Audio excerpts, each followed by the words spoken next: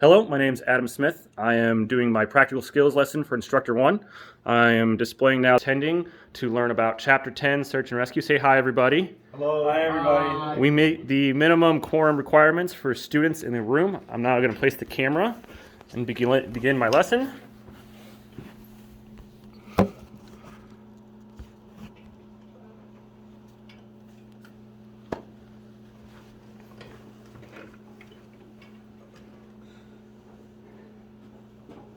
Is that image still good? Can you guys still see it from back there?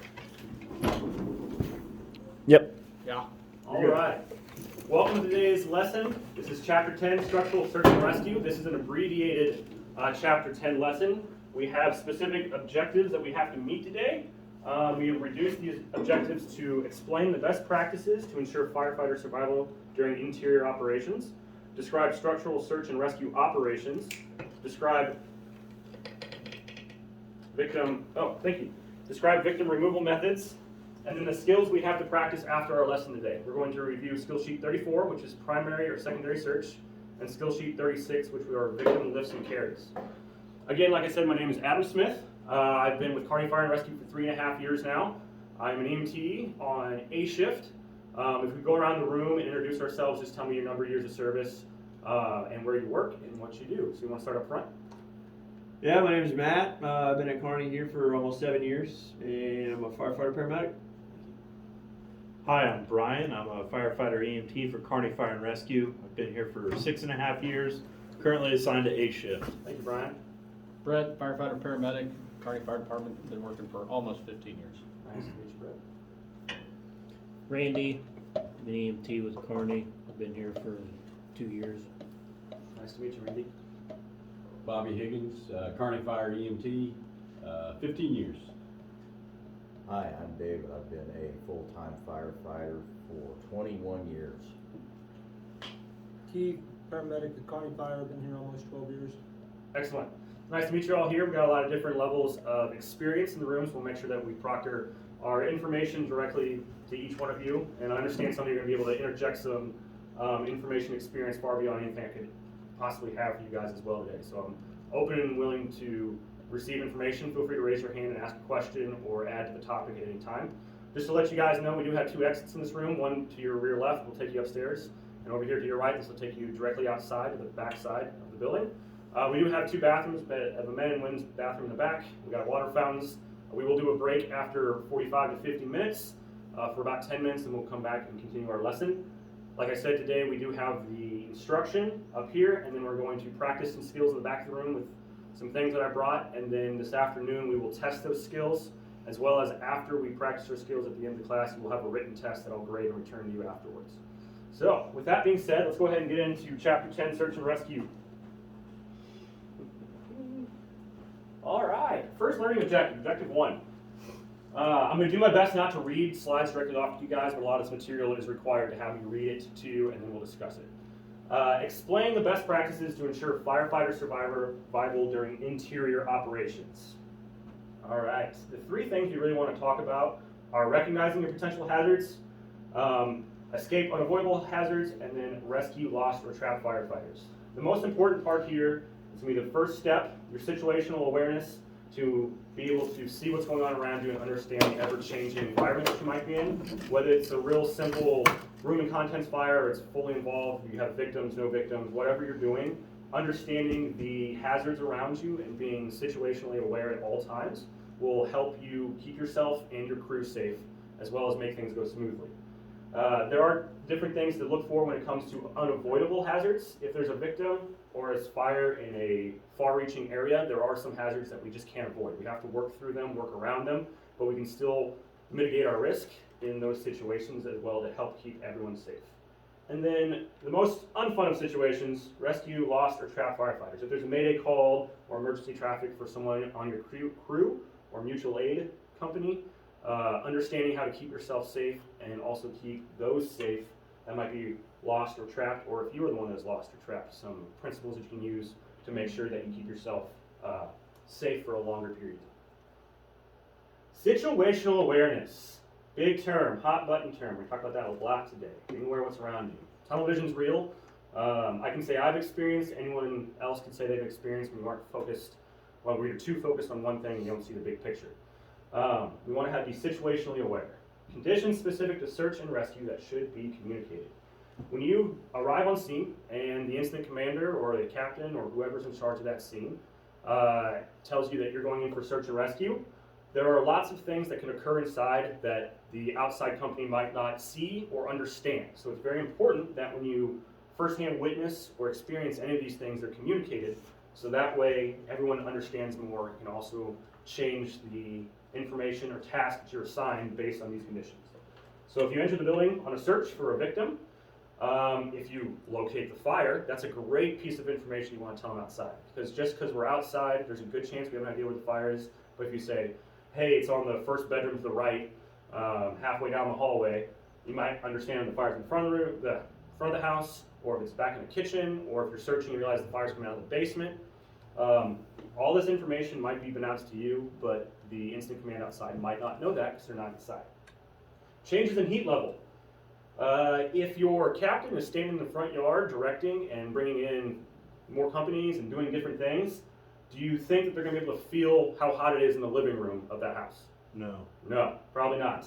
So if you're the one in there and you feel that heat coming down on you, you feel a big uptick in heat, or it gets real cold real fast, any of those things need to be communicated, because the changes in heat levels means there's a change to the environment that fire is acting in, and that means that your commander and command staff needs to be aware of what's occurring.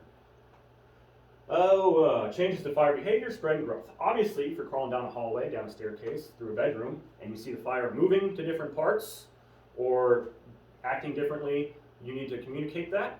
That way, once again, your incident command is aware of changes. Visibility, level, and changes. If you're crawling along and you can see the carpet right in front of you or whatever you're crawling on, and then all of a sudden it just goes black, that's not a good situation, first of all. But obviously you want to explain that you have a large uptick in smoke development, it's become a lot darker, all these things are good to know. Good chance that they're going to pull you out because of dangerous IDLH situations. Changes to neutral plane. If things start changing around, getting turbulent above you, that's something you need to be aware of for your own safety as well as incident command to get people out.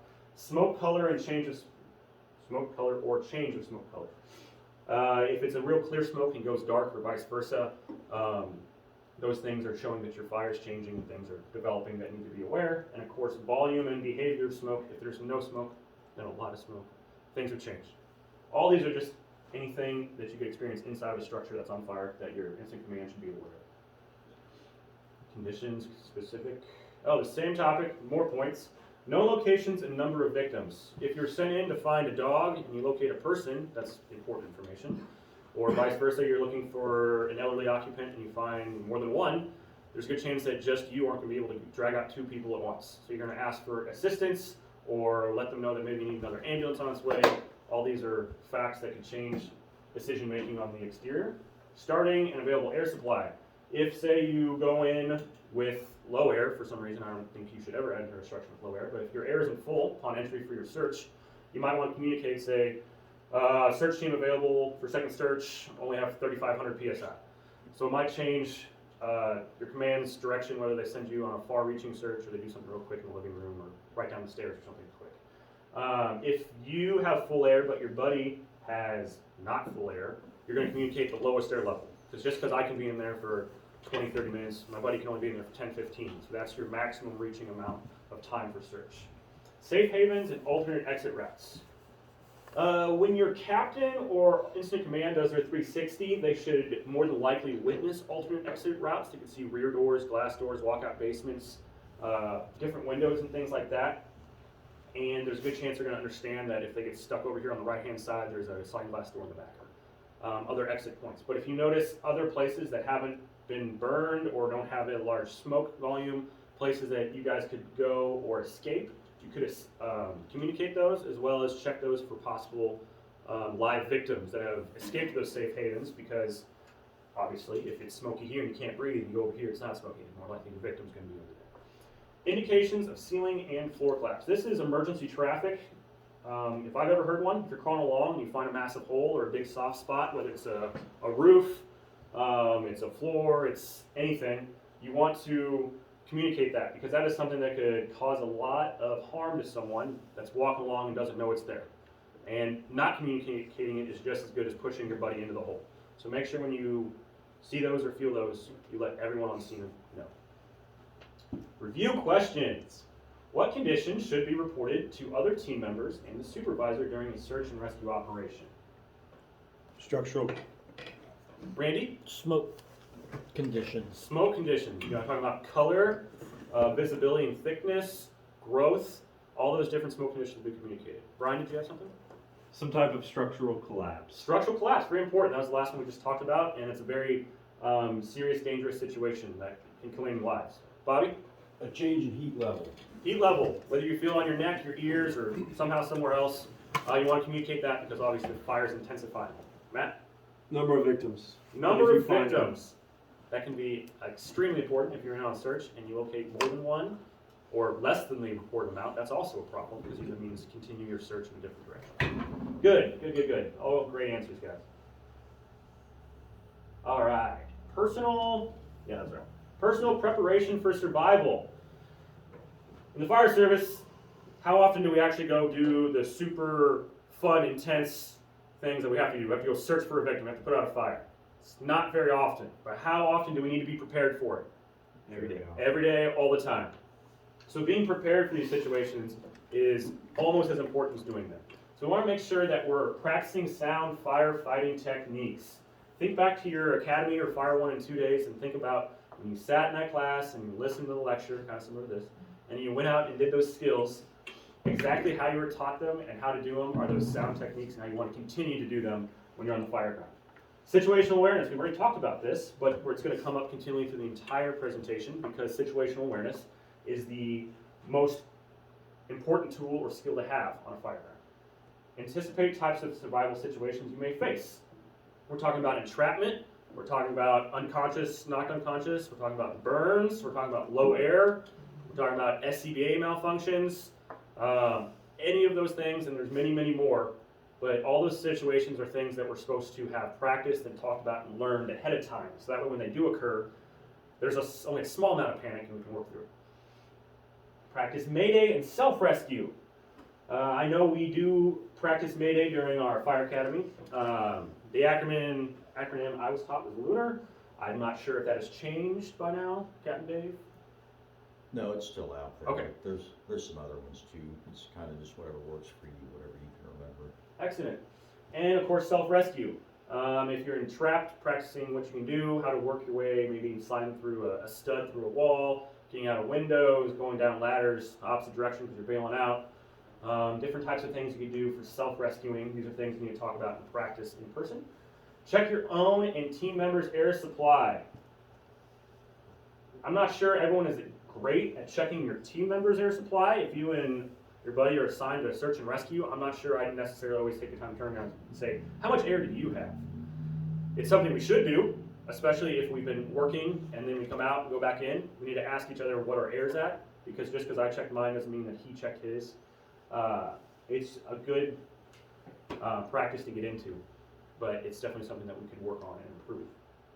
Practice basic skills until they're automatic. It's the same thing as, basic Fire 1 and 2 skills. We practice and practice and practice and practice until you're good at them, and then you just do them through memory. It's the best way to get good at the fire skills as well as being prepared. Remember, preparation, situational awareness. These are the two things that if you remember today, remember those two. Physical and mental preparation. Practice the basic skills. We just talked about that. Train for hazards you will encounter. Those self-rescue type situations or RIT operations when you're sent in to rescue someone who's down. You should practice those hazards, whether you're trapped in tight spaces, things with cords or ropes or whatever's trapped around you, escaping a room. If there's too much heat outside, all those different things you need to practice. Practice air management techniques. Skip breathing, working on controlling your breathing when you're worked up. Those different types of ideas on how to slow down your breathing and consume less air if you're stuck somewhere and waiting for a rescue team. Practice, Brian. Buddy breathing could also fall into that category. Absolutely, Brian. Practicing buddy breathing would be an excellent idea with your RIT bag and the different buddy breather connection techniques. would be good to practice, especially with gloves on in a dark environment, because that's typically when that occurs. Practice emergency exit techniques. I know the last time on A shift that we had a house to cut apart, we practiced coming out of windows and down ladders in different areas for emergency bailing out. Those are good things to be prepared for and to think about if you're ever stuck somewhere. All right, more preparation for the firefighting situation.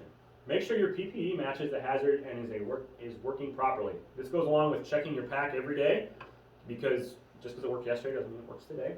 Make sure that all your gear is in good working order whenever you clean it up and put it back together, because we're all cleaning our gear frequently. Make sure that you have the approved gear on. If you are issued a pair of Wildland firefighting pants, make sure you don't bring them with you to a structure fire. All those different things are important. Make sure your mask fits correctly. If you're having issues with your seal, report it. Don't just say, it's fine. And make sure everything on your turnout equipment is operating correctly. Know your duties. If you're the driver, are you going to show up and pack up and run inside and leave the truck by itself? No, that's not your duty. If you're back seat, are you going to run over to the pump panel and try to charge the line for yourself? No. You're going to do what you've been assigned to do that day, whether you like it or not. So you need to make sure that this is stay in your lane, per se. You want to stay there and do what you want to do. Know your physical limitations. So you were sent in on initial search and you come back out and you're exhausted, and then you know that you're breathing hard and you're working hard, and you say, shoot, I should be able to go back in. They request for a second search. Should you jump up and volunteer to go be that person? No. Our pride and our big-headed egos can get in your way and say, I can do it. But the real factor is that if you know that you're spent and exhausted, or you've worked yourself too hard, you're going to become victim number 2 in there, and then you're endangering twice as many people, because now we have more victims. So knowing your physical limitations. Also, if you're trying to move heavy objects, lift heavy things, drag large victims, things like that, ask for help and do what you can. No limitations of PPE and air supply systems. So you need to understand the amount of air you have, how long that air can last you specifically. Just because the bottle says 45 minutes doesn't mean you're going to get 45 minutes of work time out of it. Also know that the limitations as far as heat goes. Granted, our gear, more than likely there's parts of our gear that are going to fail before the SCBA does, but understanding the limitations of your PPE, that we aren't 100% fireproof or fire resistant to a certain point. So understanding the heat and knowing what your PPE can and can't do. Look out for members of your crew. If you see someone doing something dangerous, say something. Don't be like, look at this dummy, and watch him fail. It's dangerous and people can get hurt. Listen to your team members. Just because I'm working with first-year new guy and they point out that, hey, there's fire coming in over there, I don't tell them to shut up and go away and you don't know what you're talking about. Everyone has an important opinion and an important input on what could be occurring or what you could do. Maybe they come up with a new idea of how we're going to rescue this victim because they learned something new that I haven't been shown yet. Listen to everybody. Everyone's opinion is valuable in these emergency situations. Follow orders thoughtfully. Ask for clarification if it does not sound right. Just because command comes over the radio and says, RIT team, go to don't say, okay, sounds good, and go do something. Clarify. Ask, what do you want me to do? Where do you want me to go? Make sure that you fully understand what you've been assigned and that you're doing what's requested of you. Sometimes when you're hard of hearing and the radio comes over while you're on scene, you don't hear everything. You've got to ask again. Maybe you'll get face-to-face confirmation. Warning. It's important. PPE has specific limitations and will not protect you from all hazards during a search and rescue operations. This goes along with the situation that we're not fireproof, we're fire resistant. Don't put yourself into small confined space where you're going to be trapped and you become the next victim. And don't go past where your air is going to allow you to. Don't go past that last step. They keep moving back the allotted amount where your low air alarm goes. Our alarm's at 25%, 33%, 33%.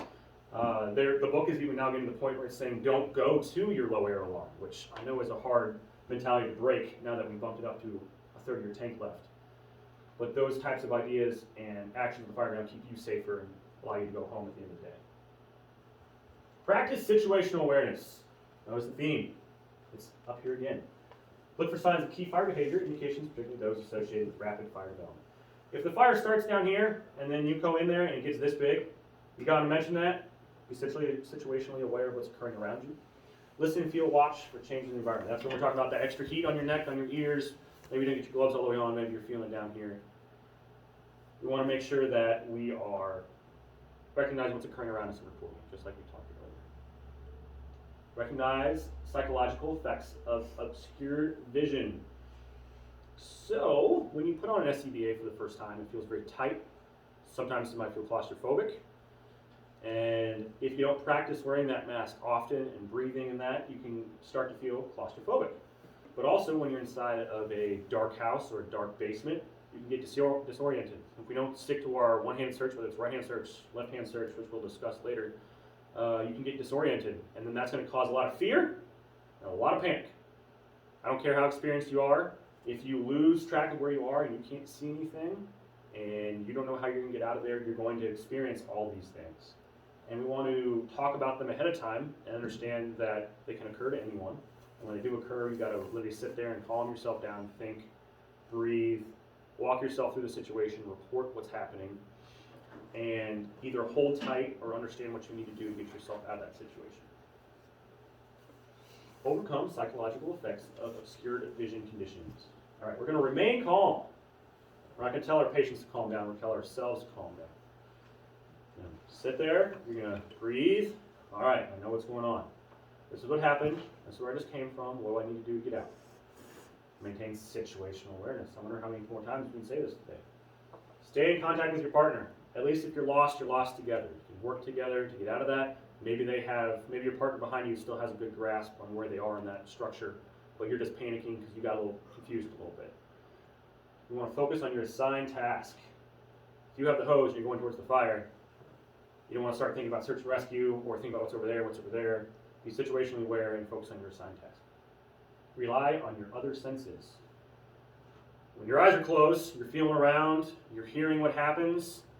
You're not smelling too much when your mask is on, but you want to focus on feel.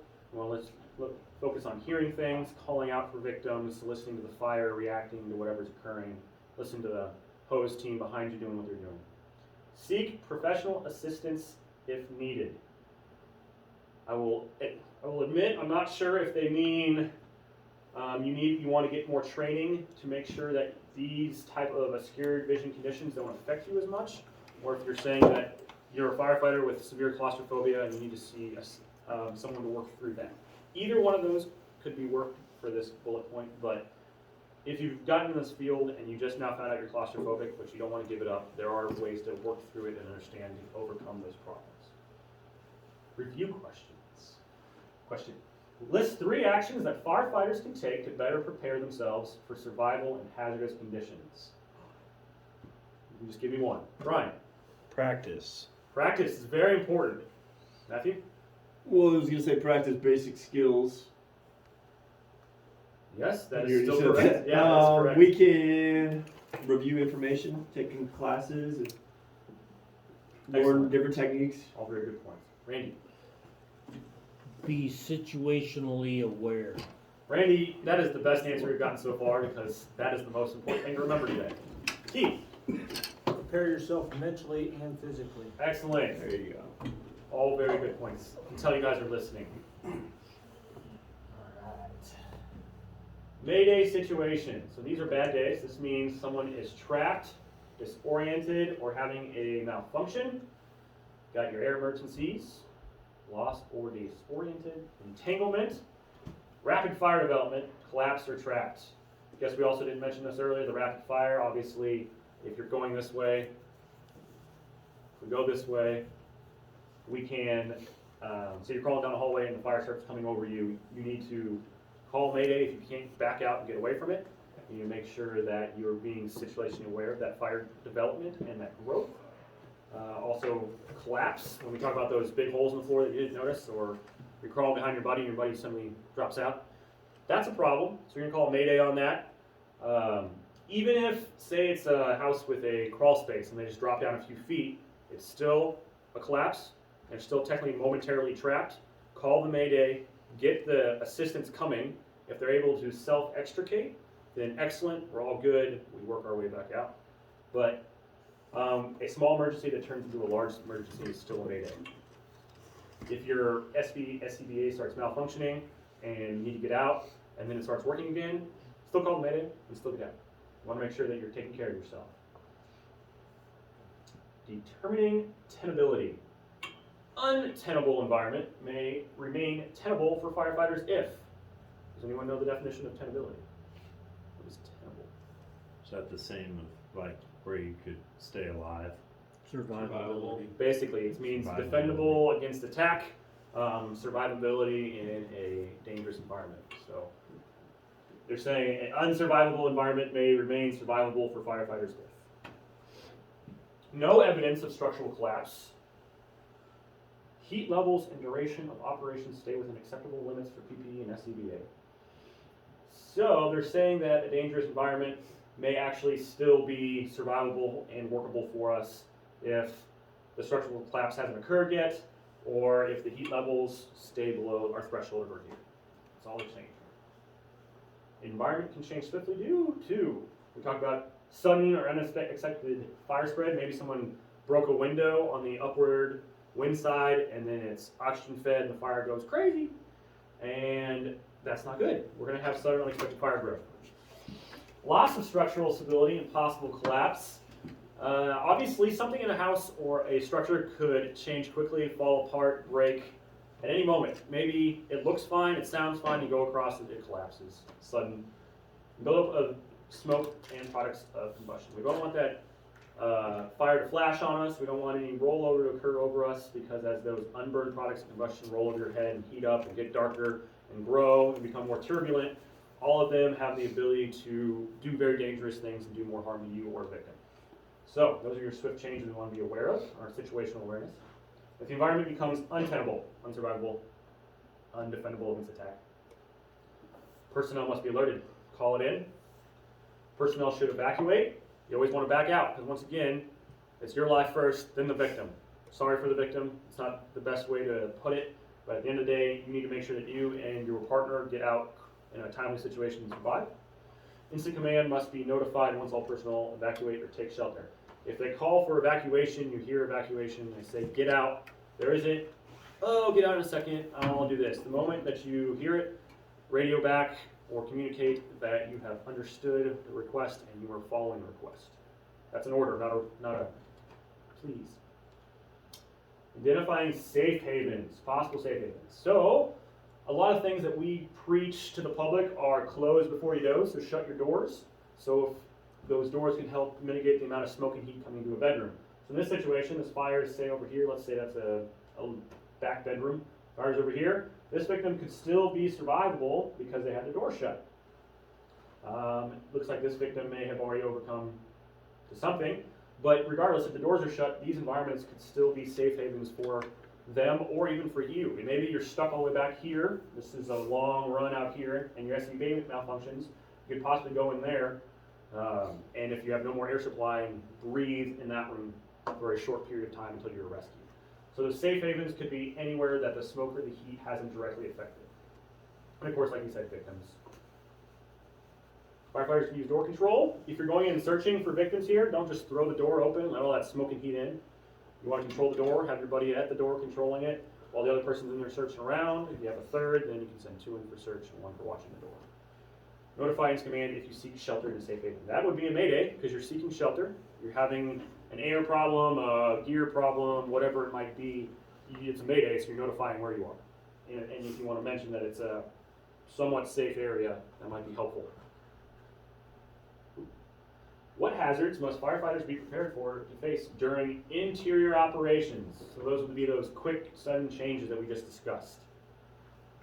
Randy. Collapse. Structural collapse, very dangerous, and yes, it can occur at any time. Matthew? Overcome with heat. Overcome with heat. Smoke. As the fire grows, so does the heat level, and it can become overwhelming for us. Brian? SCBA malfunction. Absolutely. If your SCBA malfunctions in that smoky, hot environment, your survivability drops drastically, so you want to be prepared for that. All great answers, guys. Thank you. Principles of air management. So we're living off this air that's on our back, so we want to be able to manage that air that's on our back. So always know how much you have left after you go in and come back out, and even while you're in there, you want to keep checking your your gauge. You want to see where you're at. You want to think about how much you're breathing, how hard you're breathing. Know your point of no return. If we're in a large house and you're in the back corner of the basement, down 2 flights of stairs, and your low air alarm goes off, you're kind of in a tight spot. So you want to make sure that maybe you went past your point of no return, or being aware of how much oxygen you have on your back, so that you know not to go too far. Inform instant command if you must exit. Instant command should always know who has gone in and who has come out. That's some accountability or some car tracking. So if you don't inform them that you have left the building, they will continue to search the building for you, putting you and your RIT team or rescue team in danger. All right, pressure gauge check. These are all places that they would like for you to check your air during operations. This guy's air looks like it's hanging off his left strap. I know ours hangs off our right. But you want to check your air right before going into your immediately dangerous to life and health situation. When moving from one area to another, maybe you just searched a kitchen. Now we're about to crawl to the back bedroom, so we're going to check our air. If you are a working captain or in a supervisor role or you're interior, it's good to be the individual to ask, hey, how's everyone's air before we go over here?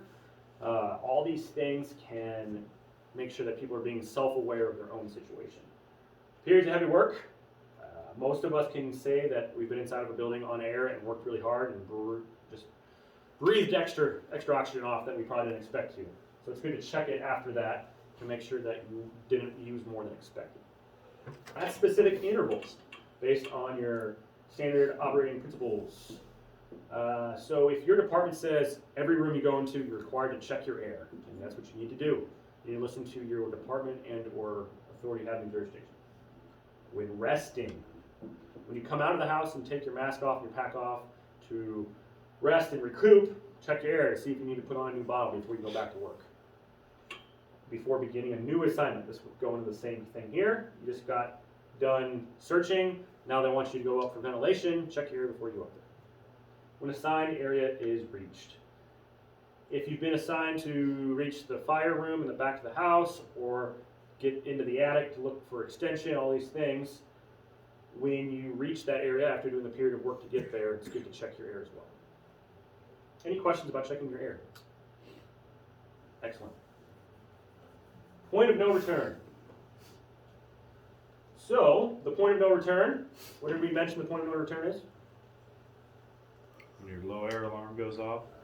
Before then, possibly. Possibly before then, understanding how much air you will use before you get to that specific point where it's going to take longer to get out than that air you have. So, this is based on how much air is required to exit the IDLH environment. What we just said, it's going to take me 6 minutes to get out of here, and I have 13 minutes worth of air left. Maybe not that specific, but understanding a rough estimate of what you consume. Lowest cylinder gauge reading of any team member. We talked about this right at the beginning. If I'm full, but my buddy's at 2,500, we only have 2,500, actually less than that to work with. So we need to understand what my buddy's point of no return is, because I can get out, but maybe he can't. Standard operating principles, whatever your department says is the requirement for your operations is what your retirement requirements are going to be. Environmental conditions. Maybe it's extra hot, or it's a hoarder house, so you're breathing harder, you're working harder. You understand that it's going to take longer to get out of that environment, so you're going to use more air while you're working harder. So understand when you have to do more to do what you're doing. Team's physical and mental condition. No one likes to point it out, but if your partner's the recliner captain, I won't say captain, recliner holder downer, who leads the team in cookie consumption every day, and you're working with that buddy to go do your search, you got to understand your physical conditioning to get that job done, and being prepared to do what you and your partner are physically able to do. Or maybe you're with someone that has a history of maybe getting a little panicky, a little disoriented from being in dark conditions for too long. You need to understand what their abilities are, not to push them too hard as well. Because if they panic, they become a victim, and then you're rescuing your buddy instead of a victim. Homeowner of sorts will have issues because you're rescuing a part of your team instead of them. Cautionary statement. Air consumption varies widely from individual to individual. A cylinder's rated operating time is not an indicator of actual operating time because of these variations. Like we said, we have 45-minute bottles here. However, very few of us are going to get 45 minutes worth of work off that air because of our air consumption is different person to person, as well as how hard we work and all district effective. All right, it's about 9:42. We're going to take a quick break here. Let's be back here at 9:55. All right? Okay. All right, thank you.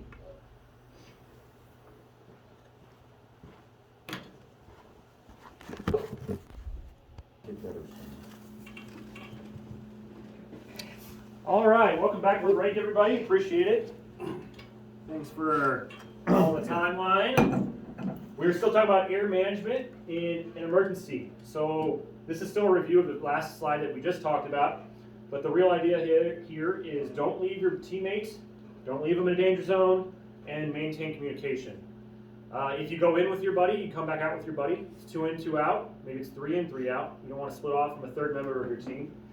And if you go in or out or your air levels change, communicate with incident command, aka your captain or chief on the scene. Possible solutions to air emergencies.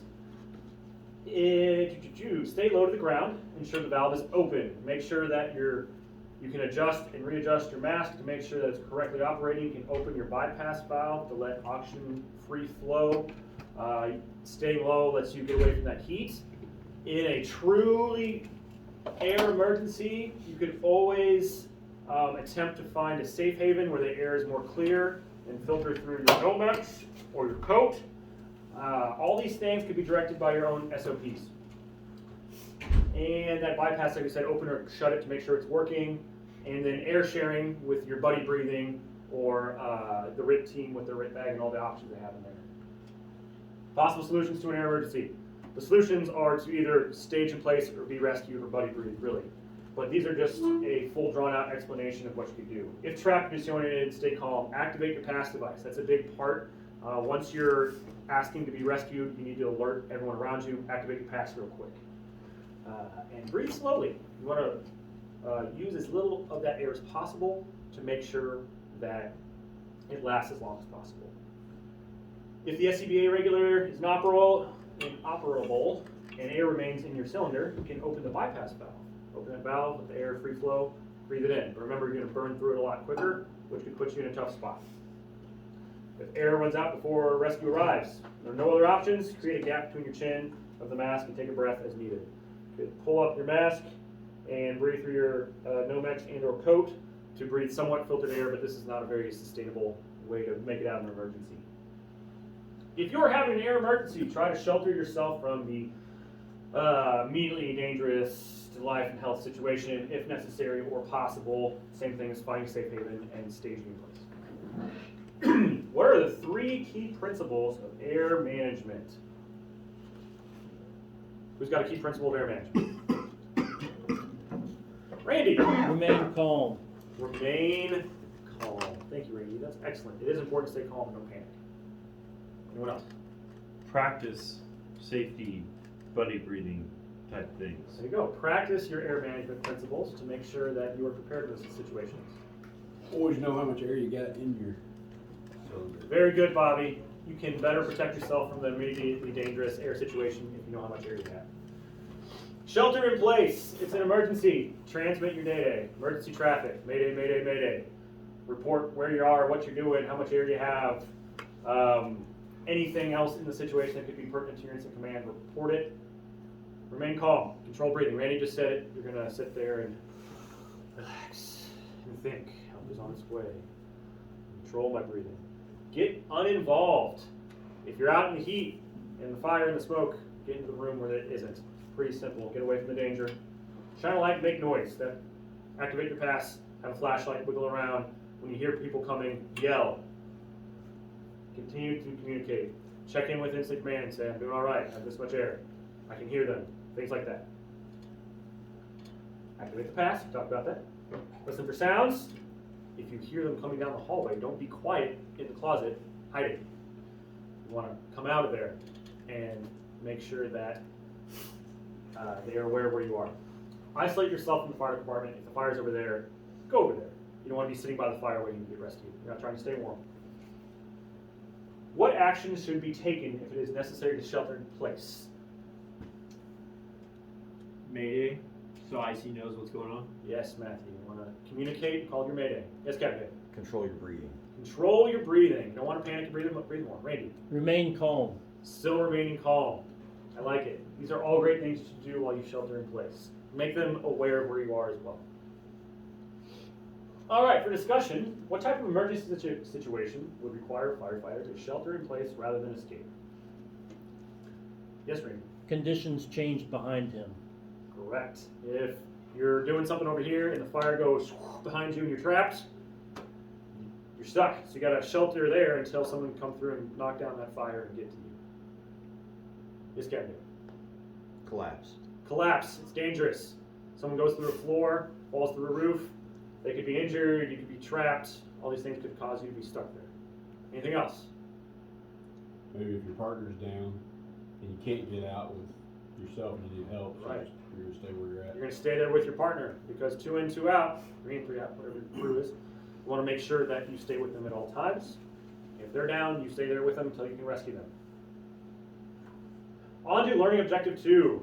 Describe structural search and rescue operations. So before we talk about how to keep yourself safe during search and rescue, now we're going to talk about actually doing the search and rescue when you're not immediately endangered. So we got a bunch of these overlapping circles that show you that these are all overlapping and that all these terms and actions work together. So you want to prepare, just like we did with our breathing. You want to know what your guidelines are for search and rescue for your department. You want to know fire isolation procedures, so how to compartmentalize that fire as best you can so you can work around it. You want to understand if your department has specific search markings, like if you're doing a large building, there's more than 1 or 2 rooms, you got to mark the room if you've gone in or out. Primary and secondary search techniques, we will be practicing these later. And then also search methods for small and large scale areas. Search preparation. Most importantly, know who you report to, your incident command. Every incident has a command of some sort. Whether there's 4 of you on that scene and that day it's the most senior guy who happens to be in charge of that scene, or it's a captain, or it's a chief, or you're on a different scene with mutual aid and some guy you've never met. Know who is going to tell you to go there and then who you're supposed to report your information to. Portable radio is turned on, working and set the correct channel. If you go to mutual aid company A for a fire, you don't want to have your radio set to your own radio channel and they can't hear you and you can't hear them. Communication is just as important, having proper air supply and staying calm. SCBA is turned on, working, contains full cylinder. Check your SCBA every morning, make sure it's full, not 500 PSI lower than full, completely full, and make sure that it actually works. Turn it on before you go in, don't go in and then turn it on. That could be a problem. Pass device is turned on and working. It should turn on when you turn on your SCBA, and you should test that before as well. No assigned duties and tactical objectives. When you first arrive, hopefully your commanding officer assigns you what you're doing, whether you're going on fire attack or going on search. You need to know what that involves and that you're going to stick to that. Knowing our assigned duties is the best way for us to work as a team. Be aware of alternate means of egress. Know if there's a back door, a separate walkout, opening out of a basement, windows, those things. Windows that we've thrown ladders to for safety, different operations for that. Gather knowledge of the building's floor plan. If you arrive on scene, your incident command, it tells you the type of structure it is, says it's a split level, says it's a ranch, any type of those things, maybe a remodeled house into a multi-dwelling, a duplex. All that is information that you need to infer from the situation to understand how you're going to operate in the structure. Have all necessary tools and equipment, forcible entry tools, name like blah, blah, blah. The real key here is don't get off the truck without something in your hand. Make sure, even if you're out taking a hose in and attacking the fire, make sure someone's bringing some type of tool to control doors, open doors, flashlights on you, whether it's the one off the truck or the one that you provided. You want to make sure you have something with you. You don't want to just walk in and say, hey, I'm here, because you're going to be useless. Ooh. Building floor plan. Inspections. These are great if building and homeowners, not necessarily homeowners, but building owners will allow you in to understand the floor plan ahead of time, specifically on commercial structures. If you know there's a lot of split level homes in your area, maybe while they're building one, you go in and walk around it to get an idea of what all these homes are like. Pre-incident surveys, That's a lot of commercial structures where we can go in and see where the FTCs are, see where control panels are, egress, fire, hydrants in the vicinity. And architectural plans, we don't have as much access to those, but typically a local fire marshal maybe would have those on hand. And then personal observation. Say there's a fire at a big box store, like a Home Depot or Lowe's. We've all seen what those are like on the inside. When you're walking through on your day off, or you're grabbing something, maybe just personally walk around, you know where things are. And so, oh, I know the FTC is out there in the southeast corner, and there's a hydrant in that part of the parking lot. It's not part of the job, but it's going to help you in a future event if you've been there before and have a basic understanding of what the building looks like. Tour buildings under construction. This is a great opportunity if the contractor allows you to. I have not heard of very many contractors saying no to fire departments touring a unfinished building. You're just walking around a construction site, hopefully not while the construction workers there are operating. But these types of quick walkthroughs, they don't take very long. It's not too intensive, as long as it's weather permitting, and you can learn a lot about what something's going to look like and what they're doing in your area. Observe structures in your response area. So like a hotel. If you have a hotel that size, it'd be very important to understand where the elevators are, where the exits are, where the standpipes are. All those things are going to be very, very useful if you ever go there for an incident. And then maybe you weren't allowed to go up to this homeowner and say, hey, can I walk around your house? It's kind of personal. But when you know that, hey, I'm going to go to this neighbor, we're out in the Dovecot neighborhood, so we know there's going to be a large house, multiple rooms, multiple floors, moderate water supply. Understanding the areas and the types of houses in specific areas can really affect your pre-incident the way you're thinking about it when you arrive. Sorry. Tools and equipment. You guys know what tools you take. The TIC, the thermal imager, is very useful. Not everyone has one for everyone to hold on to. Maybe your working captain inside or exterior will hold on to that. Make sure that you are able to force the doors when you're going in for search, because if there's a locked door and there's a person in there, maybe a child locked the door because they're scared, something like that. And then ladders are very important for people on the outside to get put up to make sure that you're able to bail out places to save. Charged hose lines. Don't ever carry an uncharged hose line in. There are situations where it can occur, but you really don't want to do that. You want to make sure the hose works before you go in. Any radio, communication, we talked about that. Thermal imagers, you can see heat sources in the dark. If it's a smoke environment and you're looking for a victim, you can quickly pick out where that victim is because of the temperature different temperatures, and it's also used to locate victims of hidden fires, temperature differentials. They're also good for search and rescue ops out in like wildland situations, maybe a victim's ejected from a car, anything where you have to find a downed person. Thermal imagers are very useful. We got a lot of advantages. We talked about these. Improved invisibility. When you can't see the seat of the fire, finding an extension, if a fire worked up a wall, crossed something, all very good. The limitations, these are almost more important to understand. Can't detect a person under or behind furniture. So you don't want to rely on your TIC to do your search and rescue. You can use it to aid your search and rescue. You still want to get your hand under that bed, on top of the bed, behind the couch, behind the cabinet, all those things. Can't see through water, glass, or reflective surfaces. So windows, a window will block your image when you can normally just look, oh, there's a person. If you're using your TIC, you're not going to see it. And then may not be able to detect fire below carpeted floors. Lots of houses have carpet. So just because the TIC says, oh, the carpet's the same temperature as you are, so you go walking across it, boom, through the floor. So remember those limitations more than anything. Oh, we got our FBA standards. Those are not on the test, but they're still good to know if there's standards for it. And you want to inspect and use those. Make sure you're familiar with how your model operates, just like anything else. And then you do not want to rely upon them for all information. May fail under fire conditions. They can get too hot just like you can. What should firefighters do to prepare for search and rescue operations? Randy. Gather necessary tools. There you go. Gotta have your tools for your search. Matthew? Pre-incident surveys or inspections. Yes, they're an invaluable asset to get in the building before you have to go in there, basically blindfolded. Very good. Anyone else? Yes. Make sure your radio's on the correct channel so you can communicate. Very good. You want to be able to talk to instant command and vice versa. If there's a changing fire situation, you want to hear that they're calling you out of the building. What tools and equipment do firefighters use in search and rescue ops? Brett? Thermal imaging camera. Yes. Keith? Different hand tools, be able to breach walls and. Correct. You'll be able to pry doors and breach walls. Yes, Randy? Charged hose line. We can bring charged hose line in during our search. Yes, we can.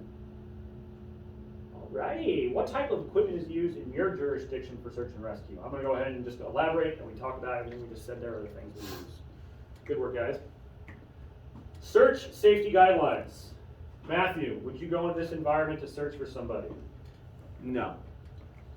There. You're using your observations Situational to awareness. say your situational awareness. Survivors are not likely to be found. That is an instant commander's decision and their discretion to say that environment, if there's a victim in there, they're already gone. Is it a tough decision? Is it a hard decision? Yes. Are you basically saying their life's already over, I'm not risking their lives? Yes, they are. But that's part of our job. We're not going to go into that and risk our lives to find someone that's already been cooked. Close doors to create protected areas and avoid creating additional flow paths. We talked about close the doors for close before you doze. It goes the same for us. You don't want extra airflow in the front and back of the house because you left the door wide open and you're feeding the fire. You want to keep that door controlled as much as you can, whether the hose is flowing through it or not. Same goes for bedroom doors. Shut them after you check them. Maintain control of exterior doors, control ventilation. We just talked about that. Control your front door, back door, whatever it is. We don't want extra oxygen in the environment because then it can lead to this. That's not good. More guidelines. If there's a possibility of rapid fire, do not attempt entry until coordinated fire control and ventilation have been implemented. Your incident commander should be coordinating your search and rescue efforts with the flow of water, with breaking of doors or windows, with ventilation, to make sure that we have removed victims and not made the fire situation worse, because we don't want the fire to grow while we're still inside. If you are not in charge of the situation, you will not be in charge of coordinating that. All you can do is report saying making entry for search, breaking glass, cutting a hole, opening the valve. Just give your incident command the information so they can coordinate that. That's not your job to coordinate. Do not freelance. This is a basic Fire 1 and 2 first aid. Running off by yourself and doing things alone can get you hurt, can get other people hurt, and can cause more victims. Freelancing, bad. Radio contact, we talked about that the whole time. Monitor radio contact. Incident command might not be talking to you, but they might be talking to the guy on the roof who says, hey, I just got more fire growth, I have more smoke development coming from here, and these are things you need to be aware of. Continually monitor fire conditions, situational awareness, we talked about that. And then department's personal accountability system, PAR, making sure that whatever your department says is how we keep track of everybody, whether it's every 15 minutes checking how you're doing, whatever it is. Be aware of your entry point and secondary means of egress. If you go in the front door, know where the back door is. If you go into a room and there's fire behind you, know where the window is. Know how to get out of the basement, it's a walkout. These are very standard things in a structure that you'd like to understand. Wear your full PPE. I'm not going to remind you guys that it's important to wear your gear before you go into the fire. All of it. Work in teams of 2 or more. Contacts, whether you're someone that holds the ankle of the person in front of you while you're crawling, or you just talk the whole time, or maybe you're both walking along the hose, saying physical or verbal contact is great. Very important. Encampment fire. Close the door, report the condition. We'll talk about that the first page. See the fire, report the condition, make a decision. Search systematically. We don't want to just go in and check this room on the left, and then turn around and go back over here to this room, and then check over here. Maybe you missed a bedroom, maybe you missed the bathroom, maybe you didn't even find the fire room, maybe whatever it could be. If you don't pick a hand and stick to that search method, you're going to miss something. Could be the victim. More guidelines. Visibility, where visibility is limited. Stay low, move cautiously. We're going to crawl on the ground. Either hands and knees if the smoke isn't too low, or maybe you actually crawl in like army crawling if you're down below that visibility level. Continuously monitor the structure's integrity. So once again, you're reporting changes to the command of the structure of collapse. Mark entry doors. Remember the direction you turned. If you started a right-hand search and you find a victim halfway down the right hand, go back on the left hand, all the way out.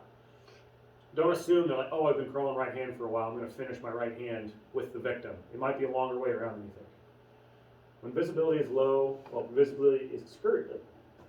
obscured, apologize. Maintain contact with a wall, hose line, or search line.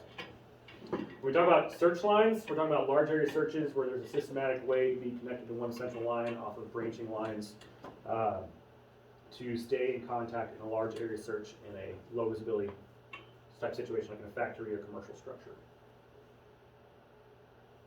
Have a charged hose line available when working on the fire floor or floors. So, if you're in there searching, you want to also have a hose available either directly to you all or to a secondary team because the environment can change. You need to protect you and the victim. Coordinate with incident command and ventilation teams before creating. Everyone makes a joke about certain apartments that just break all the glass and see what happens. We don't want to do that. We want to break the glass. We don't want to cut the holes in the roof or the wall or whatever it might be until everything's been coordinated through your incident command. Inform supervisor immediately. If there's a room you can't get to, say the back bedroom's fully engulfed, I can't make entry, report that. Report promptly to your supervisor once the search is complete. That is obviously saying I completed the task. This is what I found. What do you need now? List 5 safety guidelines for search and rescue operations. Go. Who's first? Safety guidelines. For search. Wear all your PPE. There you go. You want to wear all your SCBA and all your turnout gear. Yes, Brian. Maintain contact with your partner Excellent. Excellent. and incident command. Correct. With your radio. It's on the correct channel.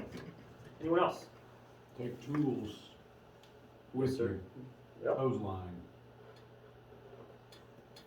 Good stuff.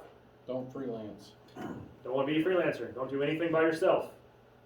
You're with your buddy the whole time. And get one more. Know where your doors are and your windows. There you go, Bobby. Know your secondary means of egress. Good job, guys.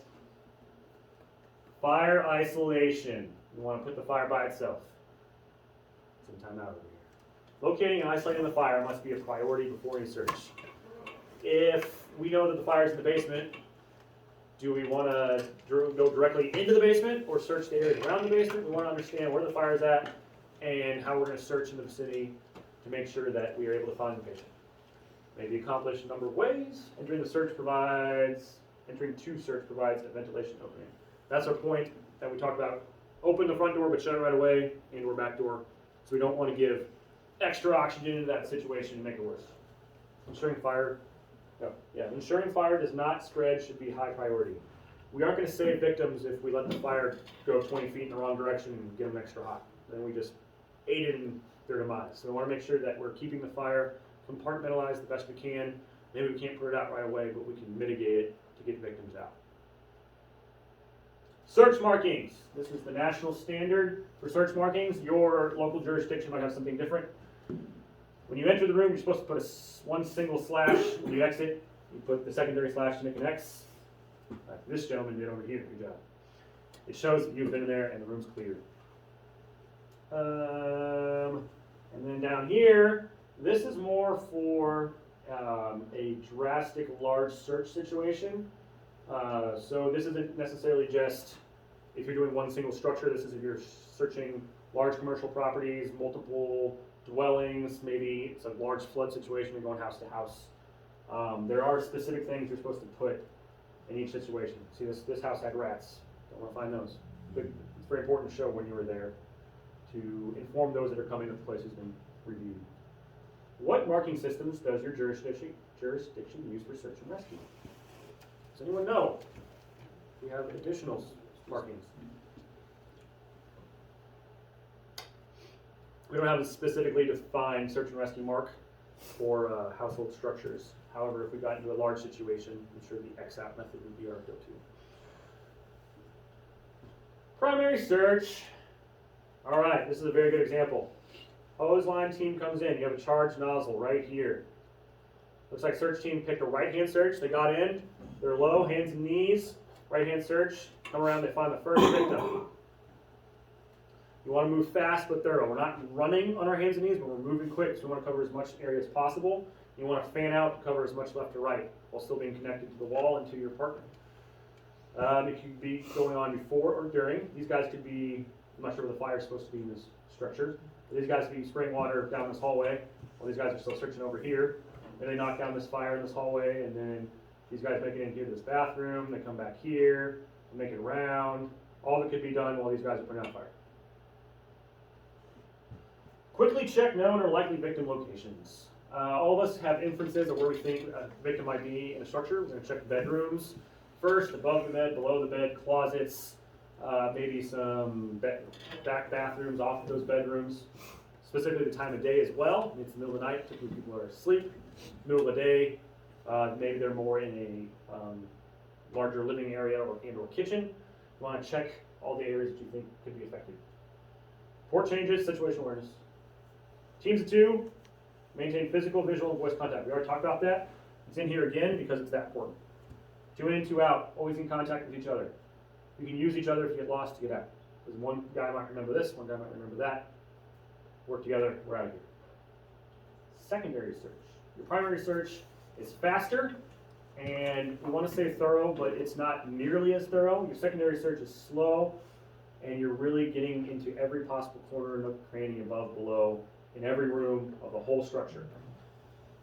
Secondary search normally isn't great because if your first search didn't yield any results and you're going back in for a secondary search, by that time the outcome's not going to be nearly as good unless they found a safe haven.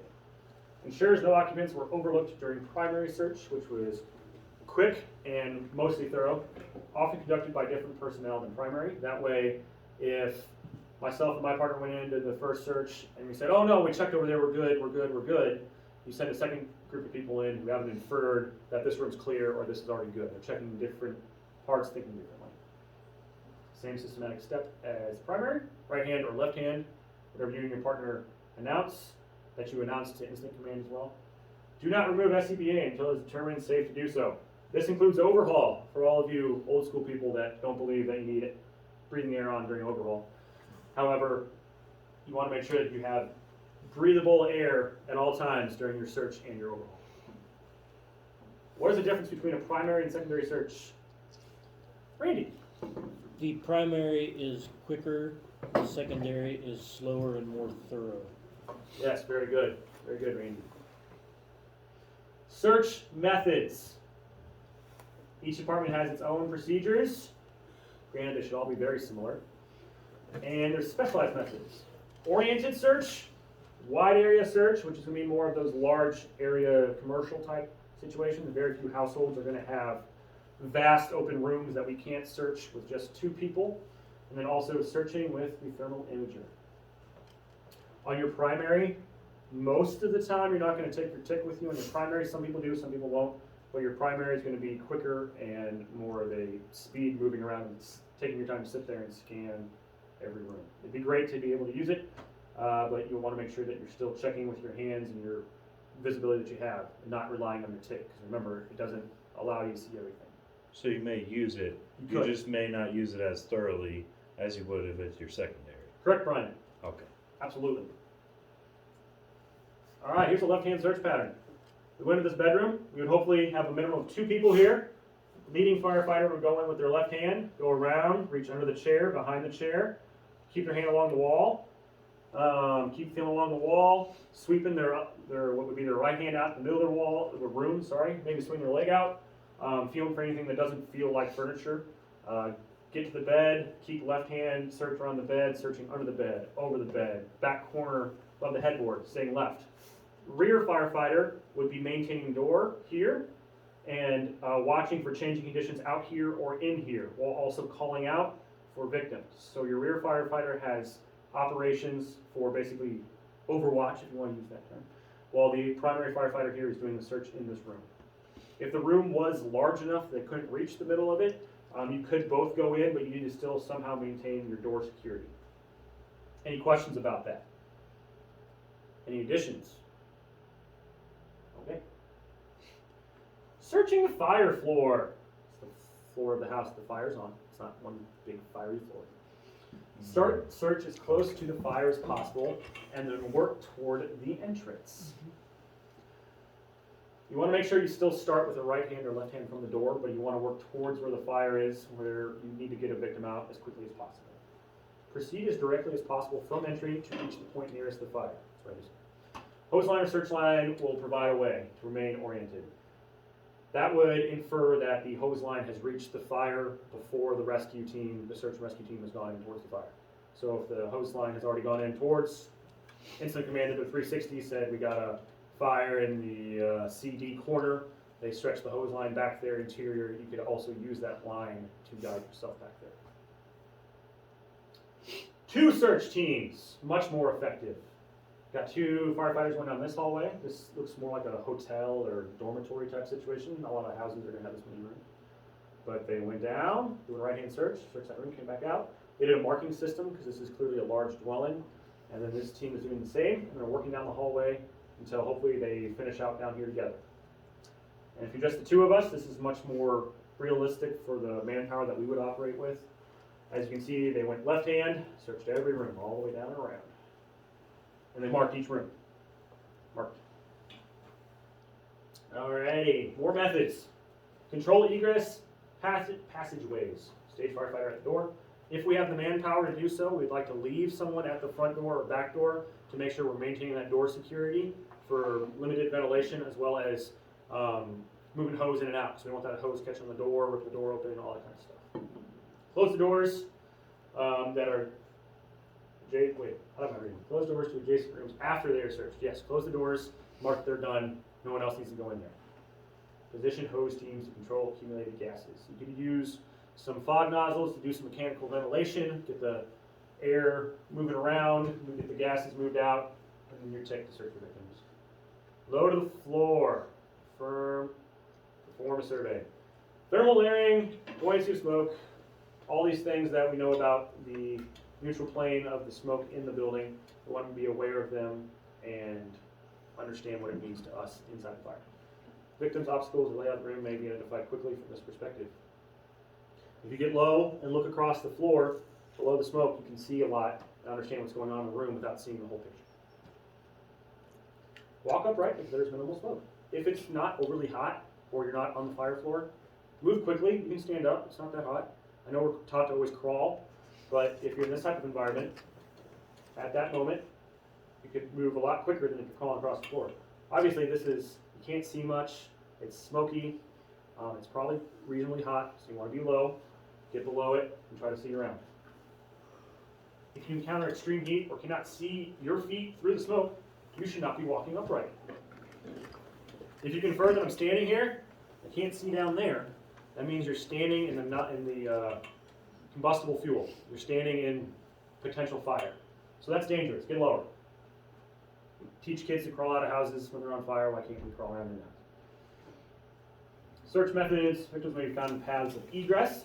Makes sense if someone's house catches on fire, they want to get out, they're going to be going towards the door before you go down. Search perimeter of each room. We talked about that. Each reach completely under the beds. Maybe a senior citizen with maybe dementia or something might be scared and hide under their bed. Children can hide under their beds. Pets can hide under beds. All of those things are places to check. Place tool against the wall and extend arm or leg to search middle of the room. So if you push your tool against the wall and then you sweeping your arms and legs out here, reaching for something, you can feel the difference between maybe a towel or a pillow and a person. Limited visibility. May need to touch items to identify them and the type of room. Some things could feel kind of human-like. Don't investigate them. All sides of an object, talk about that. Never move an object. Okay? Don't want to get in the way of everybody, I suppose. Report obscured vision to the incident command. If you want to tell them inform them that the smoke conditions have changed, it's so thick you can't see anything. It's good for them to know. Oh, more tick operations. Listen to your SOPs. Scan at floor level. Your tick doesn't move like this. Slow and controlled. Check the environment. It doesn't work below or behind furniture. We talked about that. Open doors to scan inside closets and cabinets. Screen may white out if it detects high levels of heat. Allow readjustment time. So if you move into a room that's extra hot, it'll blind your screen. It'll slowly come back and understand what's going on. Maintain radio contact and report progress. If there's a search team inside, I promise you incident command is sitting there waiting for you to come over the radio and say, completed search, all bedrooms, clear victims, moving on to this area, give them reports of what you're finding. what you didn't find, what you completed, air levels, talk about air levels. Closed doors to uninvolved rooms, we talked about that. That creates safe havens for you and or victims. Hopefully there's no victims in your safe haven room because you already inspected them, checked them. Clear unused hose lines and equipment from egress pathways. If for some reason there's an uncharged hose line laying inside the house, it shouldn't be uncharged. We should have a charged line. But if it's in there, get out of the way. We don't need that there. Don't lay your halogen and your hooks laying right in front of the door. Can't get out. Oriented search method. So this is a good example of a three-man team. You got door safety guy who's watching above and left to right for conditions, and then these people just went right inside the room, and they're still doing a hand search, but they're swinging the middle. We know it's a small bedroom, and it's going to be very, very difficult to get lost, so we're able to just shove these two guys in here and sweep the floor, check the room real quick. Do you have a question, Brian? Yes. That fireman that you have your laser pointer on, This guy. could he not be connected to the other firefighter via his hand to Correct. cover more ground? We could do the method where this firefighter uses his axe against the wall, and then he leans out, and then this firefighter puts his hand on his hand or arm, and then uses his hook to sweep the room. And your connected chain in this small room. Is that technically still considered a oriented search method? It would still be because you're oriented in this small room. And you just, yes, Thank it was you. just an effective search method, Brian. Very good. Thank you. Wide area search. I am not as familiar with the wide area search method, but a lot of this, if you notice, we have a safety line here, and then there's searchers that stay connected to the safety line but move around off of the safety line to check a larger area. There are systems that you can either create or purchase where there's one main line and there's lines that run off of it on like carabiners that connect, so then you can connect a lateral line off of the main search line to look in large areas. But they're demonstrating here that your safety line must be tied off to something, your search line. Because if you don't have an anchor point, you can just keep walking and then you just have a rope dragging behind you.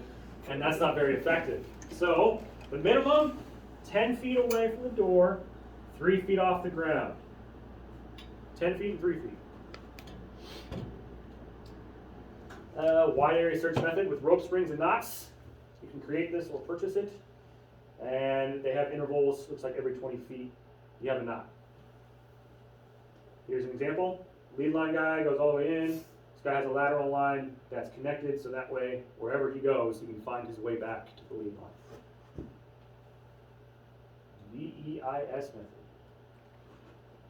Vent. Enter. Isolate. Search. VEIS. Those are good things. So they're saying they broke this window, let the smoke out. Hopefully there's no fire in this closet, but they let the smoke out. They get into the room, which has less smoke in it now, hopefully. He's isolating this fire, looks like in a closet and or the hallway. And then he's searching the room.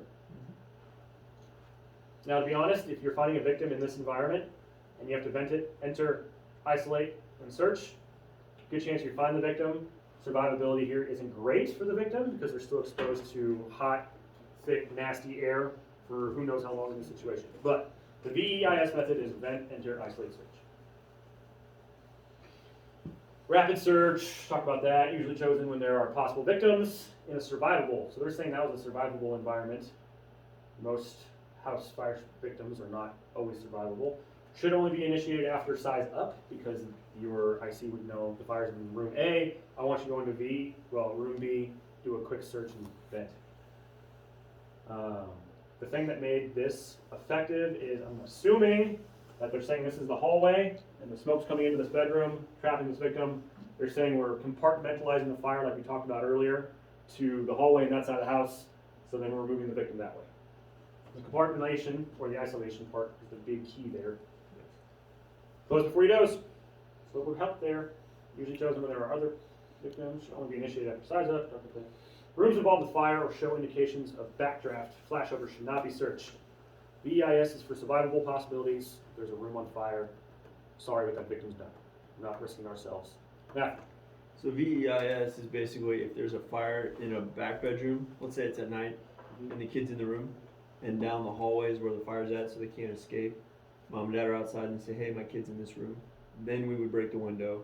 After 360, know that they're up there, where the fire is at, limit the exposure to the kid, grab the kid, come out. Exactly, it's a very good example. The compartmental, like I said, isolation ability there allows us to compartmentalize the danger and save the victim. Rooms involved, I already said that, only used for survivable areas. So those are for rooms without fire. Caution! Crew integrity is key to successfully completing BEIS. Verbal or physical contact is necessary to allow the searcher to leave through the entry point.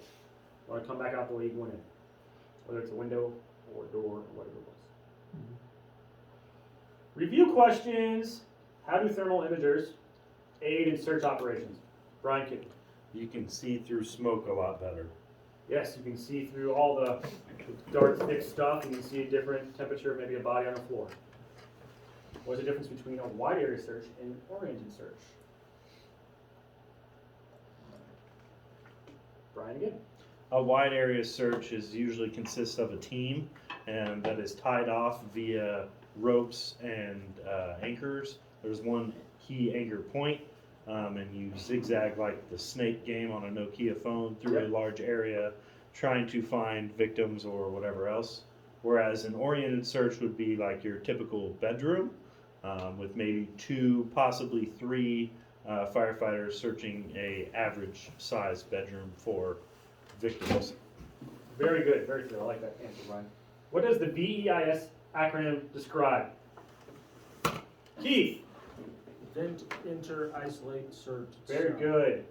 And what type of situation would we use the BEIS method in?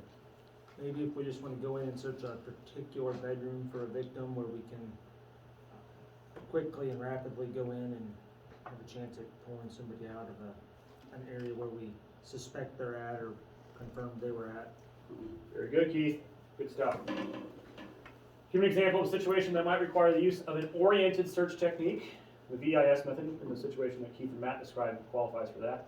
Give an example of a situation that would require the use of a wide area. All right, I want to get an example of a situation that would require a wide area search. Brett. Factory floors. Factory floors. Excellent. The idea that comes to my mind all the time is, say we go down here locally to the Fly Gym, the siding factory, and there's a fire somewhere, and it's filled up the factory floor with smoke. We have acres of area to cover in there. So if we did a wide area search pattern with the rope and chained off idea, we'd be able to search multiple rows of that storage area and manufacturing area. So that's very good, Brett. All right. We just went for another 45 minutes. Do you guys want to take a quick break before we go to learning objective 3? Let's keep going. Let's power through the whole thing. Okay, works for me. It's 10:40. Describe victim removal methods. This is where we're going to start talking about how to properly lift and carry a downed victim, as well as victim removal. Assist occupants. This is looks like a good situation where they have a breathable non-IDLH situation, and they are directing them to alternate exits. So it looks like an office building, maybe a apartment building. You're saying the fire's up here, go down there. That's all you're doing. Close doors, you know that to compartmentalize. Establish a safe haven if they are trapped by the fire, get them to a place where they're compartmentalized away from that smoking heat. What duties might a firefighter have when the victim is unable to self-evacuate? You have a handicapped person, and the only way out is the stairwell. What are you going to do? Assist them down the stairwell. How? Safely. Thank you. You could carry them, you could team carry them, you could do anything you might need, you could do the fireman's carry to get them down the stairwell to make sure that they are evacuated. It's part of your job. If the stairway is safe, that could be their safe haven and you shelter in place. Absolutely, Randy, thank you. That's a very good point. Shelter in place. Oh. Randy had some ideas of what was coming. If the hazard is minor, not all hazards are minor, but maybe it's safer to keep them inside than have them walk through a hot, smoky environment. Incapacitated and cannot be moved. We're going to talk about how we can move them. Limited staffing, maybe it's just you and your partner there. You don't want to start evacuating tons of people by yourself. Structure can provide protective barrier between victim and hazard. Large commercial structures like a school or a hospital, they have the ability to compartmentalize themselves. So maybe Section 8 of the hospital is on fire, but the main security door is shut, and then it keeps all the heat and smoke over there. They stay in Section B. Oh, hey, hospitals, nursing homes, correctional, high rises, high hazard. We talked about that for the apply gym type situation. Hospitals, nursing homes, we have some of those. Shelter in place. So this looks like this large room was on fire and this back office was able to just shut them in. You guys understand compartmentalizing. In what type of situation would sheltering in place be used instead of evacuation? We just said this. Brian. An apartment building with fire below. Thank you. Excellent. Victim removal techniques. You're going to remove the victim when? Conditions prevent self-evacuation. If the victim's unconscious, you have to move them. Victims are directly threatened. Maybe there's heat and smoke in certain areas and you need to remove them because they are unable to. Extinguish the fire that's cut them off from exit. Provide alternate exit pathways. That means maybe create one for them. Remove debris from a pinned victim. Someone's trapped, we're going to get them out. And carry injured or unconscious victims to safety. That's always fun. Injured victims should not be moved until assessed and treated and less in danger. So in this environment, it doesn't look smoky. And since it's not smoky, we're going to assume that there's not too much heat. So we're going to make sure we're going to assess this guy before we start dragging him around. Because he's not immediately in danger. Never pull a victim sideways. Why would we not want to pull a victim sideways? You don't want to get Spinal injuries. spinal injuries. Thank you, Brett. Use proper lifting technique. Do we want to lift in a swift, jerking motion with our back? No, we want to use our legs. We want to lift them correctly and grab them in the correct places. We're going to work on that later. Lift as a team. Keep your balance. Support the head and neck. We don't want the head bobbling around the whole time. We want to keep the head in the same spot. Unnecessary jostling. Don't want to shake the patient around. It's not good. And never try to carry a victim through the hazard zone. If there's a way to take them out that isn't through the smoke and the heat, do it. You guys understand. All right. Here are some different drags that we're going to talk about today. Got the incline drag. As you can see, our arms are underneath their arms. We're going to grab on the wrists. We'll demonstrate that. Extremities lift and carry. This is a team lift. Good for heavier people as well. Webbing drag. We're going to work on two different types of webbing drags today. Small child, cradle and arms. It could be a small person if they're light enough to lift them up. Seat lift carry. It's where we lock our arms together and have them sit on our hands. And then, does that say litter carry? Yes. Stokes basket. Stokes. Gotcha, so litter carry. For a second I thought it said ladder. I knew that was right. Woodwork. What methods can be used to remove victims from a hazardous situation? Let's talk about this. Brian. Litter carry. Litter carry. Thank you, Brian. Keith. Webbing drag? Webbing drag. Matthew. Cradle and arms. Yes. Randy. Incline drag. All of those are right. We just talked about it. That's a pretty apparent question. Back-to-back pages. Alrighty. Skills practice. Objective 4. We are going to review the skills for primary and secondary search, and then later we will practice the skills for testing to meet the objectives. I do have the state required objectives. And we're also going to practice some victim lifts and carries, whether they're just with the patient in our hands or whether it's with webbing. Before we go do our practical skill test, we will do a multiple choice test. Currently we have the skills testing set for 2 p.m. this afternoon. If we're able to set it up earlier and it works better for you guys, we can always do it sooner. You will need your turnout gear and SCBA. The state requires that you are on air during your practical skills. On that practical skills, you will do 3 different types of lifts, and then we'll switch and do a search and rescue. Any questions for our closing agenda here? All right, thank you. Thank you. Good job.